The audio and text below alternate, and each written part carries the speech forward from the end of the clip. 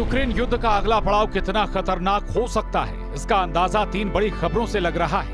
पहला, रूस का अब तक का सबसे बड़ा ड्रोन हमला। अमेरिका, यूरोप की नई पाबंदियों की तैयारी और पुतिन का अपने टॉप जनरल को मेडल देना। वो जनरल जिस पर इंटरनेशनल कोर्ट ने वारंट जारी कर रखा है। इस बीच अमेरिका से आई एक वार्निंग ने जेलेंस्की को बहुत ज्यादा बेचैन कर दिया है। क्या जंग के शोरों से धधकने वाला है यूरोप? क्या यूक्रेन के बाद पुतिन की रेडार पर नाटो है? क्या पुतिन ने तय कर लिया है अपना अगला टारगेट? यूक्रेन की हार का डर, यूरोप पर रूस का टेरर। यूक्रेन की जमीन पर महज चंद घंटों पहले रूस के ड्रोन कयामत बरपा चुके हैं। यूक्रेन की राजधानी कीव पर 800 से ज्यादा ड्रोन हमले किए गए। ये यूक्रेन पर हुआ अब तक का सबसे बड़ा ड्रोन हमला बताया जा रहा है। लेकिन वॉर एक्सपर्ट्स इसे रूस का बारूदी ट्रेलर मान रहे हैं, क्योंकि माना जा रहा है कि रूस के मन में यूक्रेन से आगे भी कुछ चल रहा है, कुछ ऐसा जो सिर्फ पुतिन के दिमाग की उपज है। एक ऐसा प्लान जो सिर्फ यूक्रेन की जमीन तक सीमित नहीं है, बल्कि उसके धमाकों की गूंज नाटो की सीमाओं के पार भी सुनाई देने वाली है। लेकिन क्यों और कैसे, इसे समझने के लिए आपको सबसे पहले अमेरिका के पूर्व वाइस प्रेसिडेंट माइक पेंस के उस बयान को समझना होगा, जिसमें उन्होंने एक बेहद चौंकाने वाली खबर की तरफ इशारा किया। अमेरिका के पूर्व उपराष्ट्रपति माइक पेंस ने बीबीसी को दिए इंटरव्यू में जो कहा, उसने यूरोप की सुरक्षा को लेकर नई बहस छेड़ दी। पेंस ने साफ शब्दों में चेतावनी दी कि अगर यूक्रेन रूस के सामने हार गया तो इसमें कोई शक नहीं कि अगला निशाना नाटो की सीमाएं होंगी। यानी यूक्रेन की लड़ाई केवल एक देश की जंग नहीं है, बल्कि पूरे यूरोप की सुरक्षा की जंग है।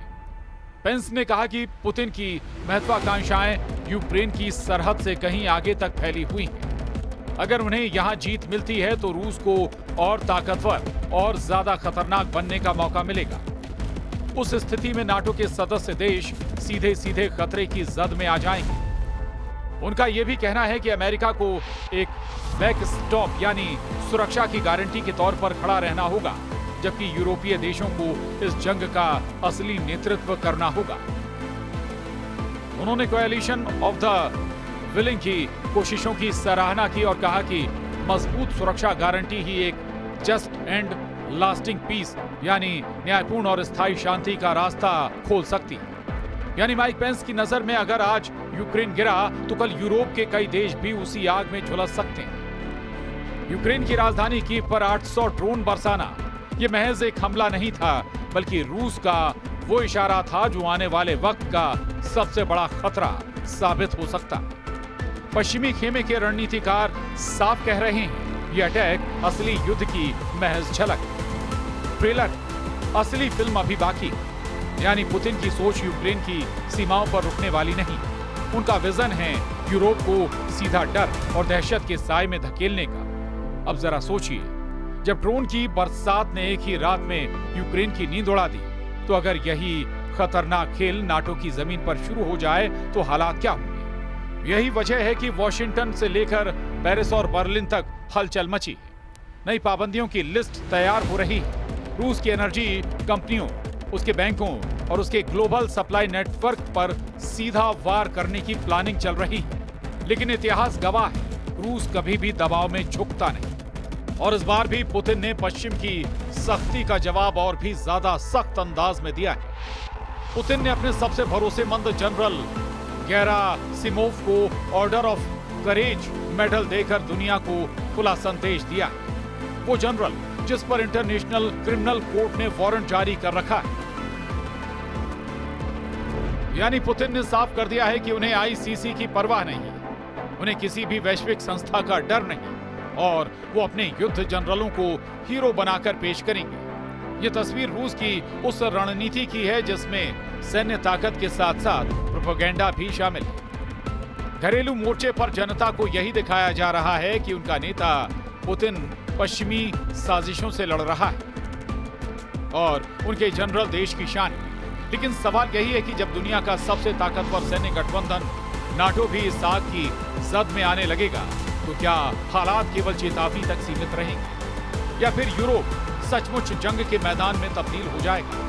क्योंकि ड्रोन हमलों के अलावा रूस की रणनीति में साइबर अटैक, ऊर्जा की सप्लाई रोकना और हाइब्रिड वॉरफेयर भी शामिल है। यानी पुतिन सिर्फ गोलियों और मिसाइलों से नहीं बल्कि गैस पाइपलाइनों और इंटरनेट सर्वर से भी युद्ध छेड़ सकते हैं। यूरोप के लिए आने वाली सर्दियां किसी नए इम्तिहान से कम नहीं होंगी। अगर रूस ने गैस और ऑयल का नल बंद किया तो शहरों की रोशनी से लेकर फैक्ट्रियों की मशीनें तक थम सकती हैं। और यही वो दबाव है जिसका इस्तेमाल पुतिन नाटो और यूरोपीय देशों पर करेंगे ताकि पश्चिम को झुकने पर मजबूर किया जा सके।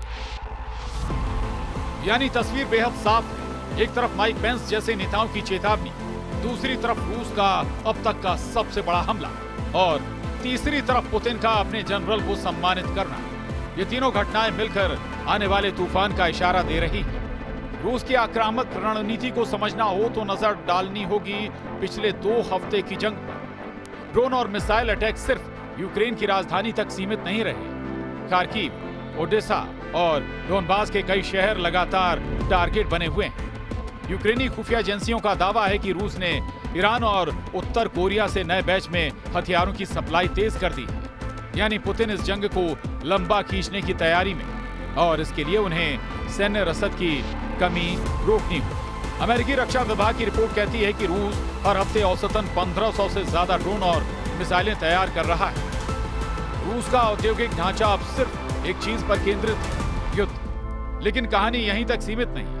मैदानी जंग के साथ रूस ने कूटनीतिक मोर्चे पर भी अपने पत्ते खोल दिए। चीन और रूस की हालिया मुलाकात को लेकर पश्चिमी विशेषज्ञों का कहना है कि ये मुलाकात सिर्फ दोस्ताना तस्वीरों की नहीं थी बल्कि यूरोप के लिए नया सिरदर्द बन सकती है। चीन ने रूस को सीधे सीधे हथियार देने से इनकार किया है, लेकिन डुअल यूज टेक्नोलॉजी यानी ऐसे उपकरण जो सिविल और मिलिट्री दोनों कामों में इस्तेमाल हो सकें, उसकी सप्लाई पर चुप्पी साधी हुई है।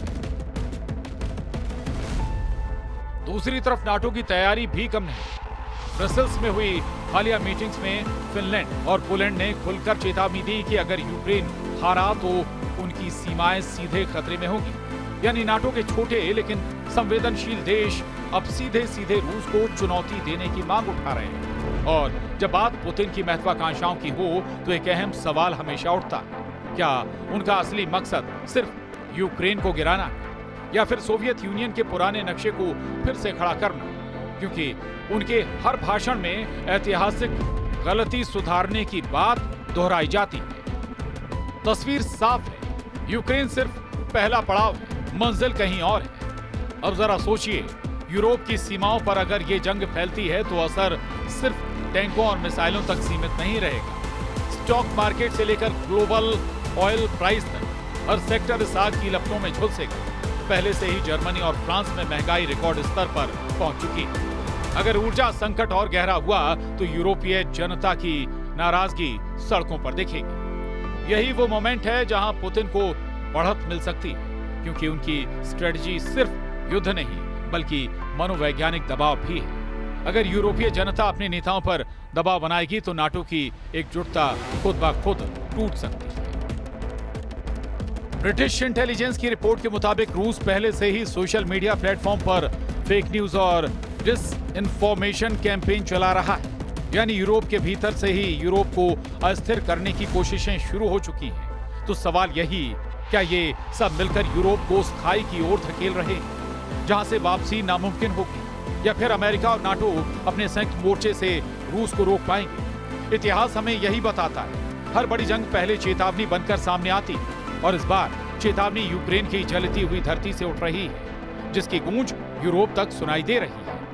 लेकिन इस पूरी जंग का सबसे बड़ा हथियार सिर्फ मिसाइलें और ड्रोन नहीं है, असली बारूद है प्रतिबंधों की सियासत। अमेरिका ने रूस को दबाने के लिए जिस सेकंड स्टेज सैंक्शंस का रास्ता चुना है उसे समझना बेहद जरूरी है। डोनाल्ड ट्रंप ने अपने नए फरमान से साफ कर दिया है कि रूस पर अब सिर्फ सीधी पाबंदियां नहीं लगेंगी, बल्कि जो भी देश रूस की मदद करेगा वो भी अमेरिकी शिकंजे में आएगा। इसे कहते हैं सेकेंडरी सैंक्शंस, यानी रूस के साथ बिजनेस करने वालों पर भी वही सजा जो रूस पर लगाई जा रही है। सोचिए इसका असर कितना बड़ा होगा। रूस से तेल खरीदने वाले, रूस से टेक्नोलॉजी लेने वाले, यहाँ तक कि उसके बैंकों से ट्रांजैक्शन करने वाले भी अब अमेरिकी रडार पर होंगे। यानी ये जंग रूस बनाम अमेरिका नहीं रहेगी, बल्कि रूस के साथ खड़े देशों बनाम अमेरिका और उसके सहयोगियों में बदल जाएगी। और यहां सबसे बड़ा सवाल उठता है, भारत जैसे देश पर इसका असर कैसा होगा। भारत ने अब तक रूस से सस्ती कीमत पर कच्चा तेल खरीदा है, लेकिन अगर अमेरिकी सेकेंडरी सैंक्शंस लागू हो गए तो भारतीय कंपनियों और बैंकों पर भी असर पड़ सकता है। भारत को अपनी ऊर्जा सुरक्षा और रणनीतिक रिश्तों के बीच बेहद नाजुक संतुलन साधना होगा, क्योंकि अमेरिका की कोशिश साफ है, रूस की सप्लाई लाइन तोड़ना, उसे अकेला करना और उसके युद्ध के इंजन को ठप करना। लेकिन एक सच ये भी है कि रूस को कभी भी प्रतिबंधों से रोकना आसान नहीं रहा। 2014 में क्रीमिया पर कब्जे के बाद भी पुतिन पीछे नहीं हटे, बल्कि और मजबूत होकर लौटे। और आज भी जब रूस पर 15,000 से ज्यादा प्रतिबंध लागू हैं, तो उस वक्त भी रूस की वॉर मशीन और ज्यादा खतरनाक रूप ले चुकी है। असल डर यही है, पश्चिम की ये पाबंदियां कहीं रूस को और ज्यादा आक्रामक न बना दें, क्योंकि अगर पुतिन ने मान लिया कि अब खोने के लिए कुछ नहीं बचा, तो उनके कदम और भी खतरनाक हो सकते हैं। और यही वो मोड़ होगा जहां से यूरोप की सरहदें जलती हुई आग में बदल सकती हैं।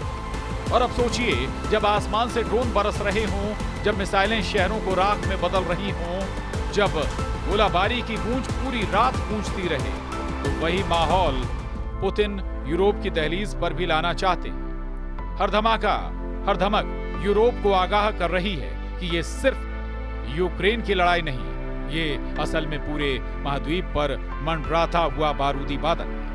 अगर रूस ने नाटो की सरहदों पर एक ही मिसाइल दाग दी, तो फिर खेल सिर्फ दो देशों का नहीं रहेगा, ये तीसरे विश्व युद्ध की दहशत में बदल जाएगा। जरा सोचिए, ड्रोन का झुंड अगर पेरिस के आसमान में मंडराए, मिसाइलें अगर वारसा की दीवारें तोड़े, साइबर अटैक से अगर लंदन की बत्तियां बुझ जाएं, तो यूरोप का नक्शा किस तरह बदल जाएगा। और यही वो पल है जहां रूस सिर्फ बारूद से नहीं, बल्कि डर से लड़ाई जीतना चाहता है। पुतिन का दांव साफ है, हर धमाका, हर मिसाइल, हर ड्रोन सिर्फ जमीन पर वार नहीं करता, बल्कि यूरोप की हिम्मत और उसकी एकजुटता को भी तोड़ने की कोशिश करता है। यानी खेल अब खुल चुका है, एक तरफ नाटो के बारूद के ढेर, दूसरी तरफ पुतिन की मिसाइलों का तूफान, और बीच में फंसा पूरा यूरोप। सवाल यही है, क्या ये धमाके सिर्फ चेतावनी है या फिर असली महायुद्ध की शुरुआत?